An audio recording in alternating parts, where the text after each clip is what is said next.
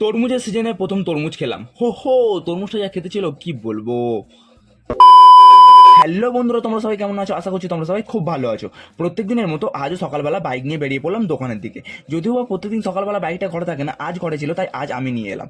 তারপর দোকানে পৌঁছে সবাই মিলে দোকানটাকে ভালো করে গুছিয়ে দোকানের সামনে চা দোকান থেকে একটু রুটি আর চা খেয়ে নিলাম। তখন বাজে 12টা থেকে 12:30 আর আমি চলে গেছিলাম ঘরে, কারণ দোকানে খুব একটা কাস্টমার ছিল না, তাই একটু তাড়াতাড়ি বাড়ি চলে এলাম। আর মা তখন ঘরে রান্নার জোগাড় করছিল। ঘরে গিয়ে তাড়াতাড়ি স্নান করে ফ্রেশ হয়ে নিলাম। আর মা আজ পনিরের তরকারি করবে, তার জন্যই পনিরগুলোকে ভালো করে ভেজে নিচ্ছিল। মা বাবার আজ একাদশী ছিল, তাই ওনারা ভাত খাবে না, তার জন্য আলু কুমড়ো সিদ্ধ করে ওনাদের জন্য একটা আলাদা তরকারি করছিল। রান্না হতে অনেকটা দেরি হচ্ছিল আর আমার খুব জোরে খিদে পেয়েছিল, তাই একটা কলা খেয়ে শুয়ে থাকতে থাকতে কখন ঘুমিয়ে পড়েছিলাম। তারপর ঘুম থেকে উঠে ফটাফট ভাত খেয়ে নিলাম। ভাত খেয়ে নেওয়ার পর মা বললো, তরমুজ কিনে এনেছি, তরমুজ খাবি? আমি বললাম, কেন না, অবশ্যই খাবো। মা তরমুজটা কাটার পর তরমুজটা যেরকম লাল ছিল আর সেরকম মিষ্টি। প্রথমবার মনে হয় এরকম তরমুজ খেলাম। হেভি হয়েছে।